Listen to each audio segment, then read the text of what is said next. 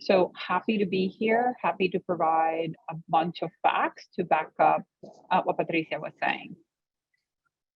Gracias, Ana. Thank you for joining us. And next we have Zan Daniels, who's here to my left, who is Global Vice President, Diversity, Equity, and Inclusion at Alight Solutions. Thank you for the introduction. Thank you for having me. As Patricia introduced me, my name is Zan Daniels. I'm the Global Vice President of Inclusion and Diversity for Alight Solutions. And a little bit about my cultural background. I'm a Texan. I was born and raised in South Texas, specifically in the Rio Grande Valley. And so after I graduated from high school, I moved to Chicago. So I like to say I was raised in Texas, but I grew up in Chicago. And so I'm so excited to be here and to be a part of this celebration. Thank you, Zan. And we're going to go back to virtual Silvana. Silvana Montenegro, who is serving as Global Head of Advancing Hispanics and Latinos at Jpmorgan Chase. Silvana. Gracias. Hola, everyone, and thank you for having me, Patricia. So as Patricia said, I have a very unique role, which is lead a global organization for Jpmorgan Chase that is called Advancing Hispanics and Latinos. What that really means is that I get to wake up every morning to help create access and opportunities for our own community. And the way we do that is as part of our diversity, equity, and inclusion organization and mission, we are focused on driving equity, diversity, and inclusion for all communities. But in order to do so, we get to go deep, right? And we need to look across our many communities, but we also need to look at the unique needs of different communities. And in terms of background, I was born and raised in Brazil, moved to the United States 21 years ago, and got this label, Hispanic, which at first made me very confused. And because it made me so confused, labels can be helpful and very unhelpful, right? Because it made me very confused, it made me very much attuned to the fact of how identity really matters, right? As part of the work that I've been doing over my 25 years with Jpmorgan Chase, most of it really focused on Latin America, I came to the realization that our identity also evolves.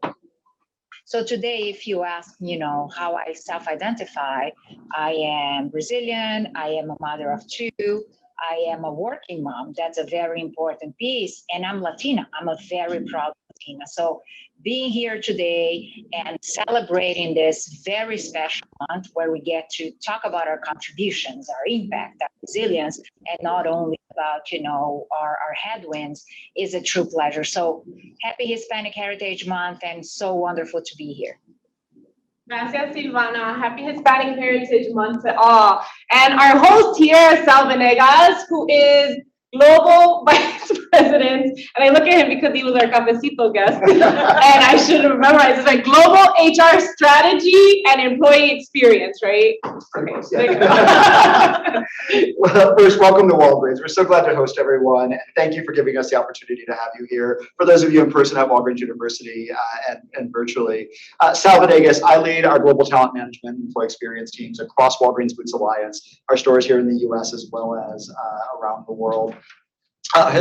Culturally, and my background, I'm a very proud Mexican American. I grew up in the south suburbs of Chicago in Joliet, Illinois, and I've spent most of my life here, except for a few stints living abroad and living and going to university. I've been with Walgreens for now just a little bit over 20 years. My 20th anniversary was last month, and very proud of that as well. I say I have the best job in the world. I get to help our team members grow their careers, learn and develop, and move into the next stage of their career, whatever that may be.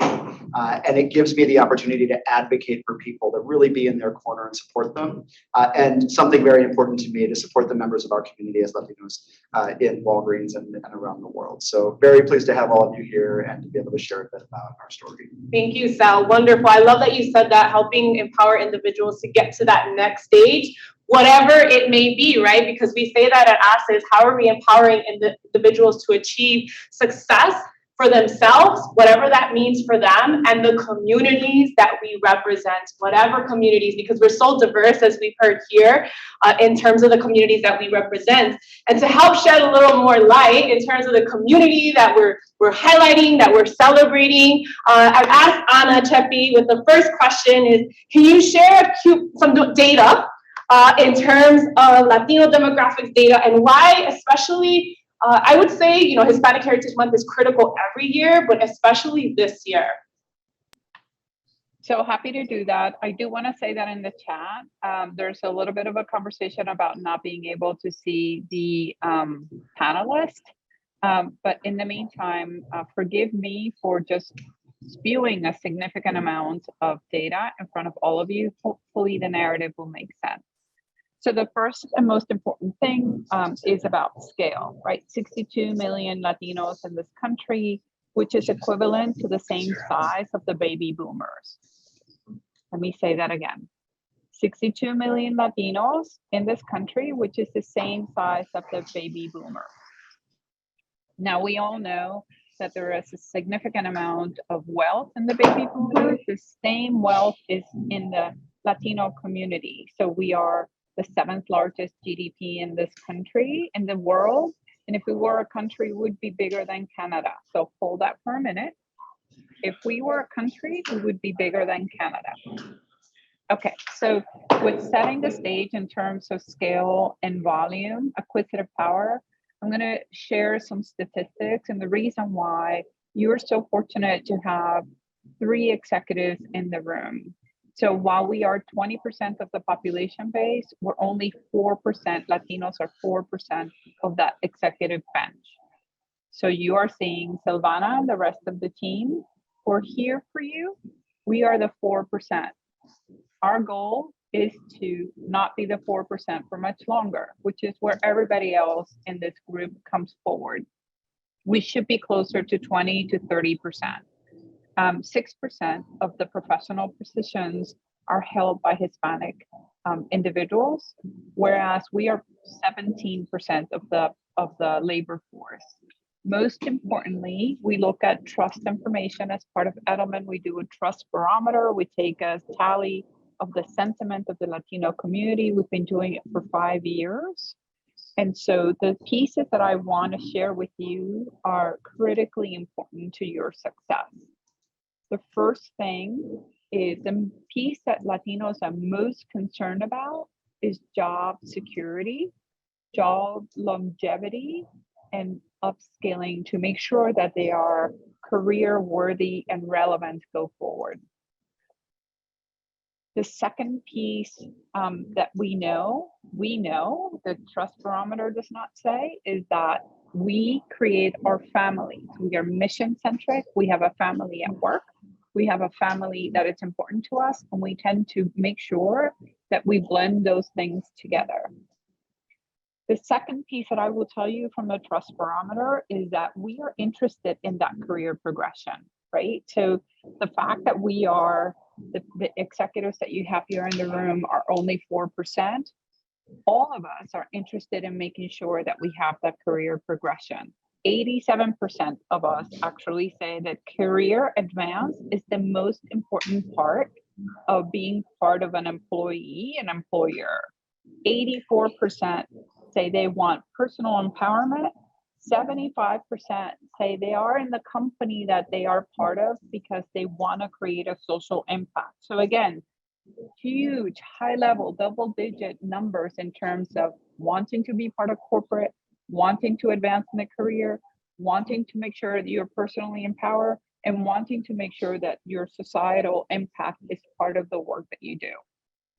Importantly, 60% of Latinos expect the brands that they do business with. So for example, for me, it would be the clients that I help work with, that they have an agenda that's Latino agenda, and I will compensate them with my work, with my investments, and with my loyalty. So again, all of this to frame our appetite to make sure that we are part of corporate, that we are brands are part of our ecosystem. And I don't know about anybody else in the panelists, but I know in my house, we have a list of brands that are not representative of our community, not representative of our beliefs and our values, and therefore they don't make it to our cart or our wallet.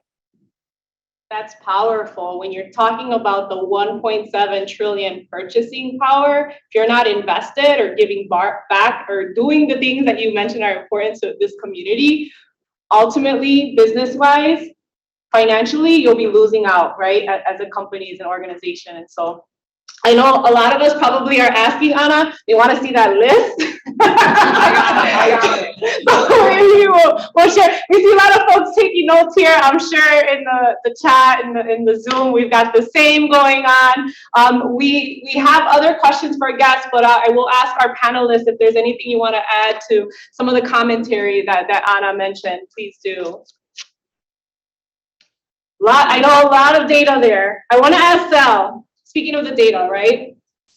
We're talking about 2060 Latino workforce will represent 1 in 3 working age American.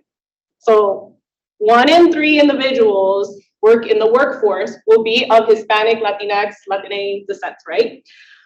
Being that the community is diverse, increasingly intersectional, and someone in a global HR role, how do we ensure that we're being intentional about building and engaging the pipeline of talent?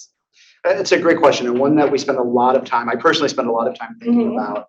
And I think about it in what I call 3 E's. The first is environment, the second is engagement, and the third is experiences. So when I think about environment, Patricia, as you just said, the community is becoming much more intersectional. When I think about my own family, I have 2 Latina daughters who are also Caucasian because my wife is not Latina.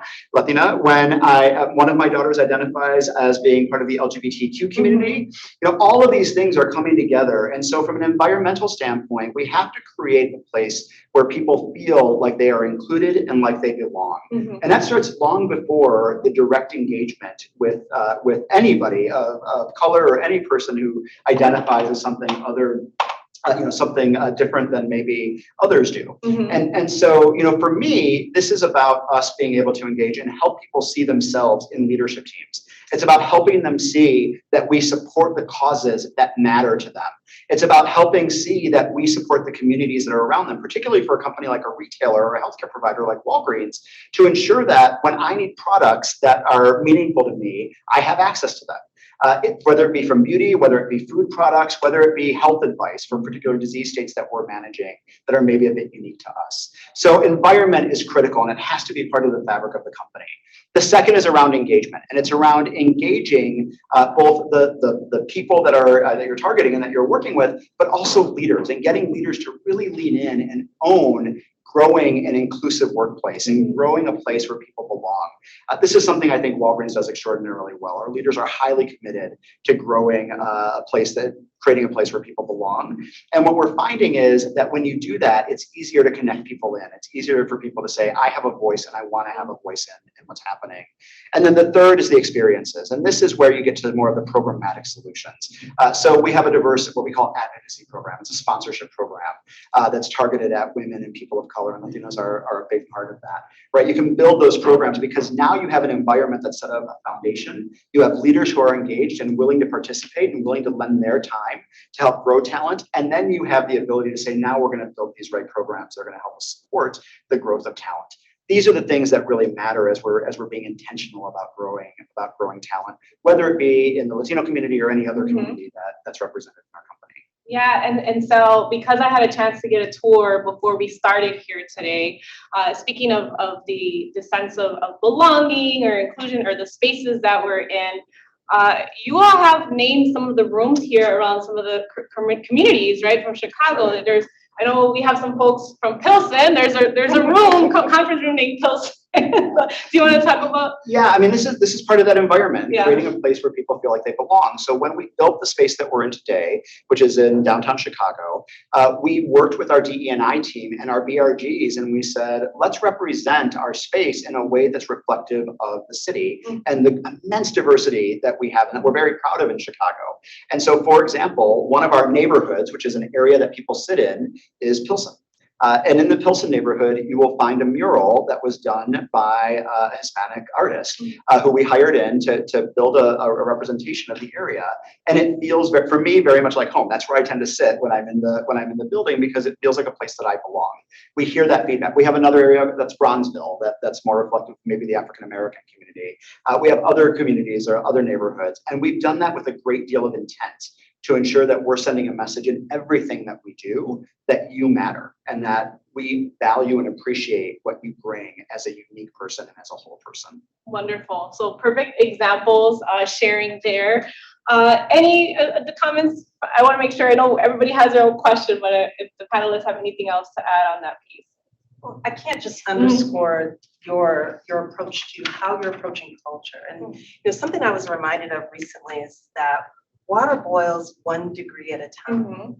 And that's how culture evolves in your organization. That's how you build an inclusive organization, is 1 degree at a time. So imagine coming to this office, the first time being in the office and seeing that mural, or seeing that each of the rooms have been named after communities that are prominent in our city, communities of color. And like you said, imagine feeling at home. And those are the small sort of degrees that increase inclusive cultures at organizations. Absolutely. Anna, it looked like you wanted to say something. I do. I want to add in. I mean, my hat's off to Walgreens. Such a difficult last 2 years if we think about health and healthcare in all the communities, and what an amazing work has been done through COVID. What an amazing equitable and equity moment for all communities. And I have to say, I'm a proud vaccinee from your organization. I'm glad we're on the good list, Anna.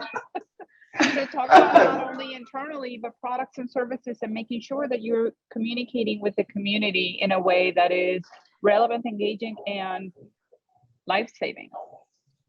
Thank you for that. And as I said, I'm glad we're on the good list. As we said about the pandemic and with the vaccine campaign in particular, one of the things that we realized is there are communities that are historically underserved in terms of healthcare. We've delivered 70 million shots in arms at this point, and it's going to go up in the next few weeks as the new booster has come out, and something like 30 million tests. So we're very proud of this. What we're even prouder of is that more than 10% of those, maybe even closer to 20 at this point, are in historically underserved communities, where we partnered with community groups, we partnered with churches, we partnered with community centers, and we said, we are going to be here and we're going to serve, because it isn't okay that these communities don't have access to the right services. And that's part of that engagement. That's part of that environment and engagement that sends the message. Wonderful. So we'll have time at the end for some questions, whether it's here in person, those participating virtually. My next question is for Silvana.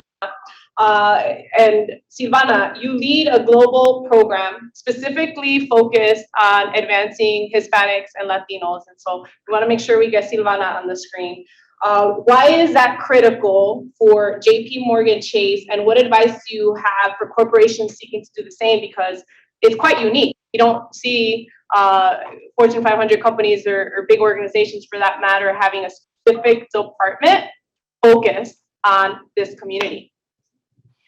Thank you, Patricia. And so if I take us quickly back to, Jpmorgan Chase history, we've always been committed to serving communities, serving our clients, and serving our employees, right? So as the world evolved and the world of diversity, equity, and inclusion has been developing, it's almost a natural evolution of the efforts that we had in place. So 2 years ago, we actually brought in a chief diversity officer to run diversity, equity, and inclusion as a business.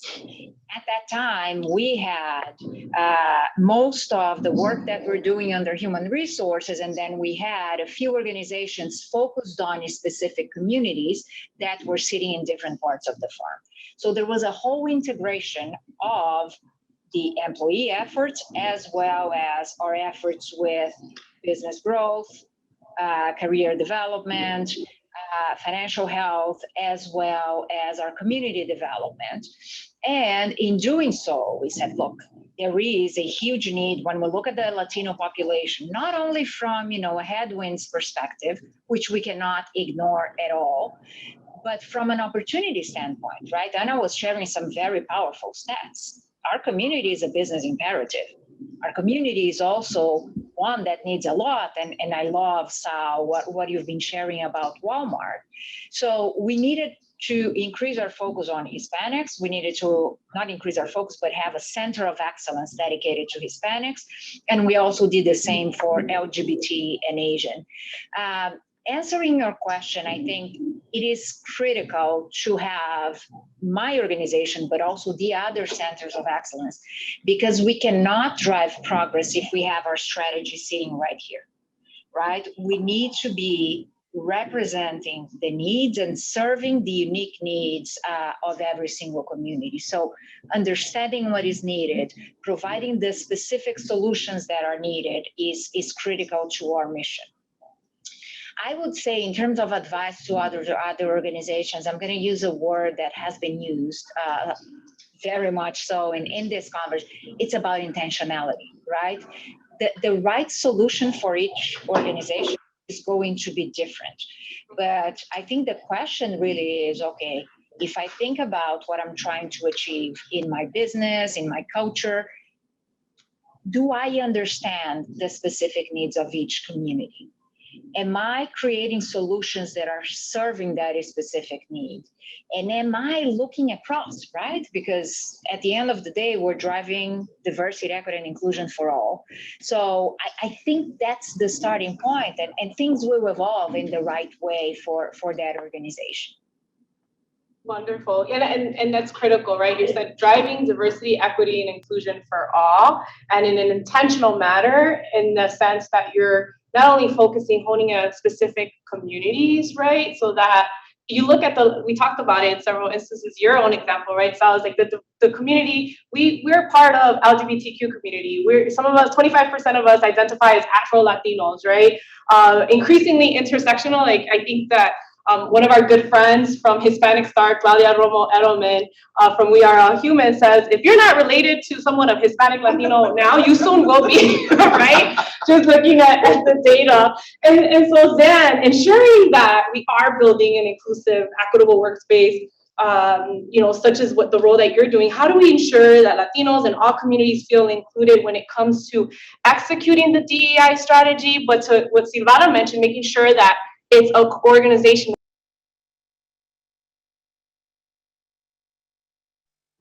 We stop hearing you.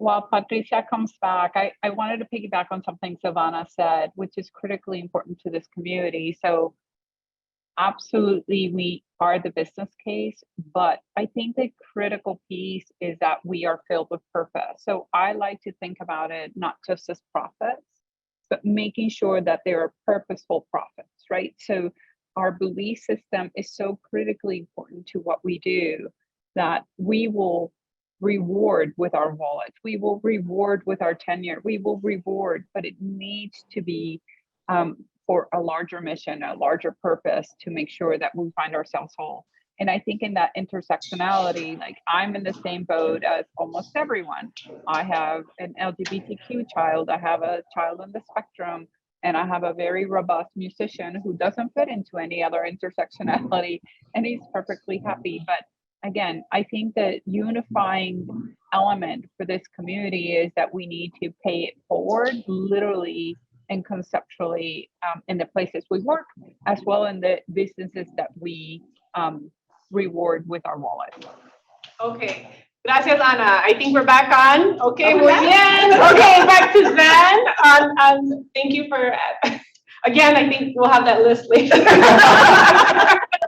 But also Alight Solutions is, many of your clients are like Actually, Walgreens and that as well. That is correct. Yeah. That is correct. We're very fortunate to be in a place where we have an opportunity to impact so many lives through the work that we do every day. And so I would kind of build on some of the comments that all of the panelists have already shared in terms of, executing on a DE&I strategy and creating a space where people can really belong. Because quite honestly, you'll see that as a tagline in a number of different strategies where people say, we want you to be your most authentic self. We want you to belong. But what does that really mean? And how do you create a space where that's true for everyone, right? So one of the things that I think is critically important, and what I'm going to share is, in my opinion, table stakes. I think there are many, many, many, many components of a strategy. But one is to, number one, understand your metrics, understand your numbers. And Anna kind of spoke to that at the very beginning. You need to understand, like, what does this look like in my organization? And more than just understanding what the numbers are today, you need to know the math that's going to take you to where you want to go. Because it's very easy to say, oh, by 2030, we're going to be here. But if you don't understand the mathematics and the moves or the changes that you need to make in order for that to be true, it's just words. And everybody will know it's just words, especially when you get to 2030 and you don't get those numbers, right? The other thing I think that is so critically important is that you create spaces for people. Like you have to create room for people. And sometimes those rooms are ERGs where people can feel, psychologically safe to speak out and to be more comfortable being themselves. And those rooms could be cohorts at a leadership development program, something along those lines. But you need to create those spaces for people to, give them breathing room to grow. The other thing I think is so critically important, and I like to call them the shifts. It's sponsorship, mentorship, and allyship, right? You need to create some sustainability around all three of those shifts. And sometimes I think the thing that we miss so much in the D&I space is sometimes it requires technology and technical investments in order to facilitate those shifts. It's not a great idea to have a mentorship program in an Excel document. You're tracking and trying to match people through an Excel document. You need to make the investments, and, people in the talent development space know exactly what I mean by that, in order to facilitate that. And that's what makes it sustainable. And that kind of gets into like more conversations about workforce sustainability as a whole.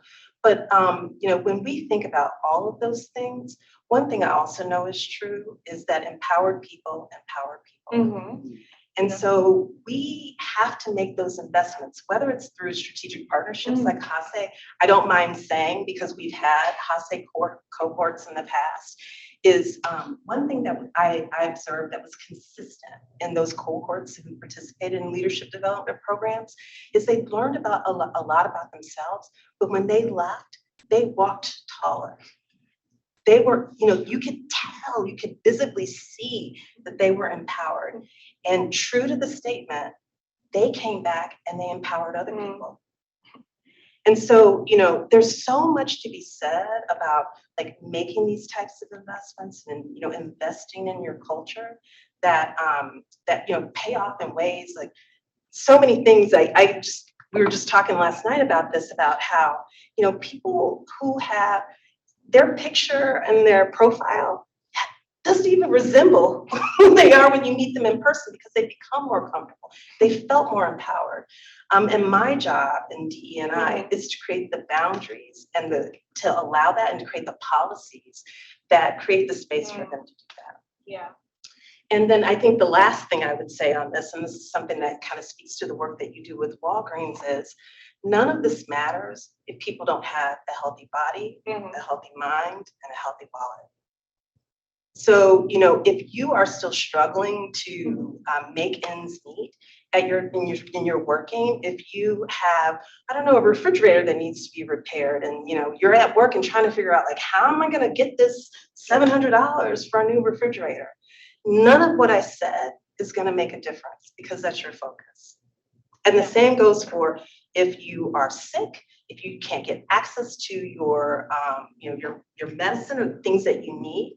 And so when we think about the work that we do in DE&I, we push that up. Well-being has got to be at the top of the list. It's got to be at the top, in addition to creating an inclusive culture. That holistic approach, right? Yeah. And that should be part of the entire strategy to ensure that not only are you bringing in folks, but once they're in the door, that you're retaining them and engaging them holistically, right? Absolutely, the whole person. The whole person. And the program she was talking about, Mujeres de Hace, the Emerging Latino Leaders program that we've had alumni participate in that have gone back, got promoted, or got into positions that were better suited, right, as a result of them participating. So I know we have some of our alumni here, some alumni in the chat, so let us hear from you. We have times for some questions, and so we want to be able to facilitate, a question here and virtual. So I'll ask for folks that are monitoring the virtual chat, if you can let us know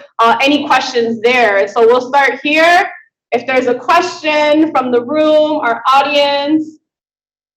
I have a thing that I want to be able to comment on before we go. I think our culture is one of not asking for help. I want to make sure that we understand. What I love about the D&I space is that it is very much self-directed unless you get tapped. Mm-hmm. And so I want to signal to the team, to my Latinos out there who are listening to this piece of feedback, that it took me until I was 40 to understand. Asking for help is a sign of strength.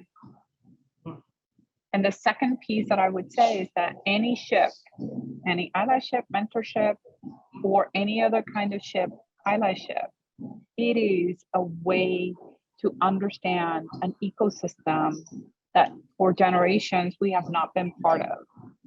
And that is also a sign of strength.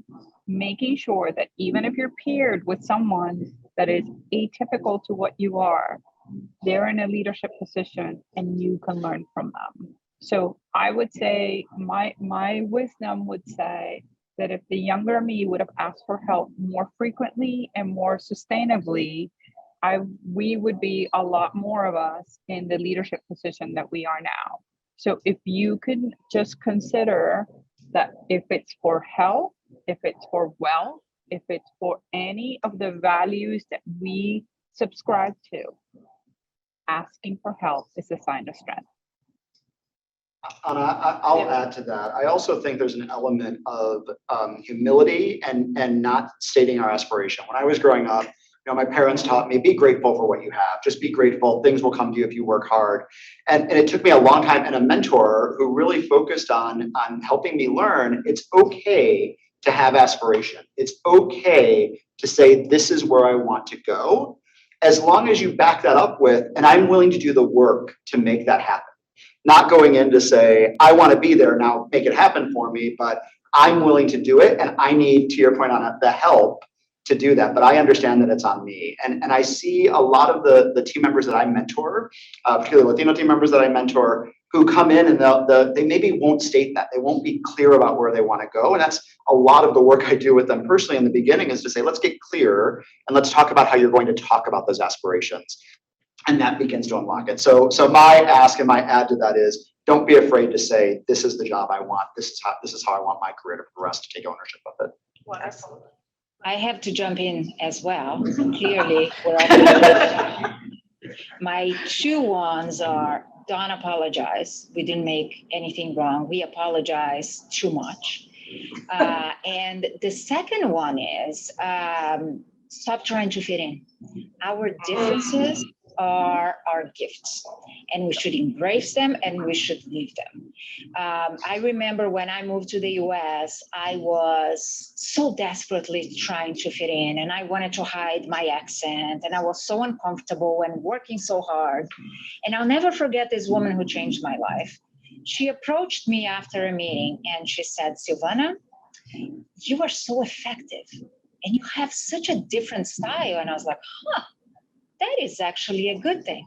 Not that it's easy to live by it every single day, but let's stop trying to fit in. We bring so much value. Don't apologize. Stop to fit in. Stop trying to fit in. Wonderful advice. I think one of the key things to become an influential, effective leader is by leading authentically, by being yourself, right? And really leaning into those components of who you are.